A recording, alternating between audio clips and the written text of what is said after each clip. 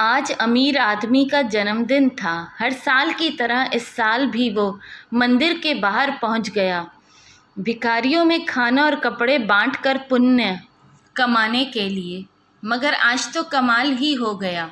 आज मंदिर के बाहर उसे एक भी भिखारी नहीं मिला। अमीर आदमी परेशान हो गया कि अब वो पुण्य कैसे कमाएगा। फिर उसने फूल वाले से पूछा कि सारे भिखारी कहाँ चले गए। तो फूल वाले ने बताया कि कल रात सारे भिखारी अमीर हो गए और यहाँ से चले गए। ये सुनकर अमीर आदमी उस फूल वाले पे भड़क गया। पगला गए हो क्या तुम?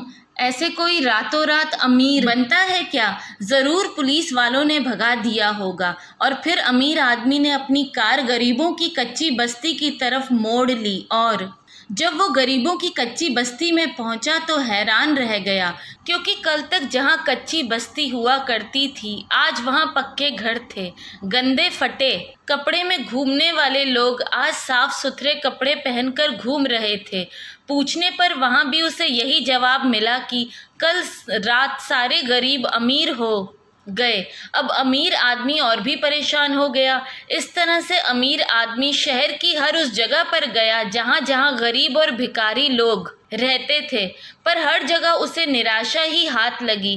पंडित जी ने कहा था कि राहु की दशा है, दान करो पुण्य मिलेगा, पर अब किसे दान करे, वो कैसे पुण्य कमाए? परेशान होकर उसने अपने मंत्री मित्र को फोन करके पूछा कि शहर के सारे गरीब भिखारी कहाँ चले गए। उसकी बात सुन के मंत्री जी भी परेशान हो गए कि अब अगर शहर में कोई गरीब नहीं रहा तो उनके चुनाव का क्या होगा, किससे झूठे वादे करके चुनाव जीतेंगे वो। इधर अमीर आदमी की बीवी भी परेशान थी, क्योंकि आज उसकी काम वाली बाई ने काम छोड़ दिया था। अब वो भी अमीर हो गई थी, इसलिए नौकरानी का काम नहीं करेगी वो। आज से मालकिन को खुद झाड़ू बर्तन करना होगा। आज अमीर आदमी का दफ्तर का चपरासी भी नहीं आया था, उसका ड्राइवर भी गायब था। आज तो कार भी उसे खुद ही ड्राइव करनी पड़ी। और फिर अचानक उसने देखा कि सड़क पर जैसे कारों का हुजूम निकल आया है। शहर का हर गरीब आदमी कार में सफर कर रहा है।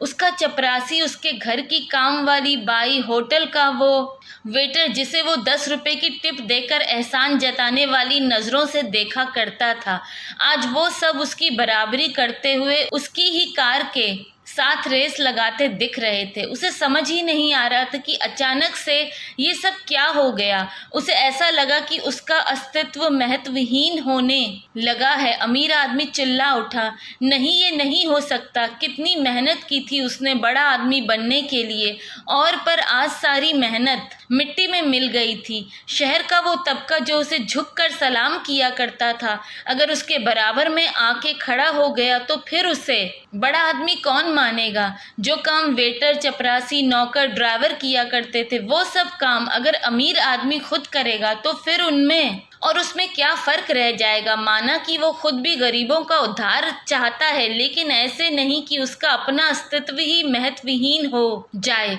और फिर वो रोने लगा, चिल्लाने लगा, नहीं, ये नहीं हो सकता, ये कभी नहीं हो सकता। हे प्रभु, ये तूने क्या कर दिया? सब खत्म हो गया, सब खत्म हो गया।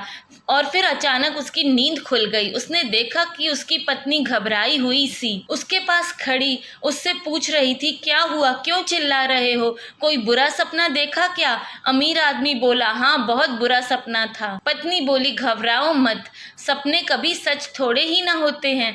तब अमीर आदमी की जान में जान आई और वो बोला, शुक्र है खुदा का कि सपने सच नहीं होते, वरना पता नहीं क्या होता। पत्नी बोली, सपने को भूल जाइए और जल्दी से तैयार हो जाइए, आज आपका जन्मदिन है, आपको मंदिर जाना है गरीबों और भिखारियों को खाना बांटने। ये सुनकर अमीर आदमी के चेहरे पे पसीना उभर आया। सपने का भय अब तक उसके चेहरे पे साफ नजर आ रहा था।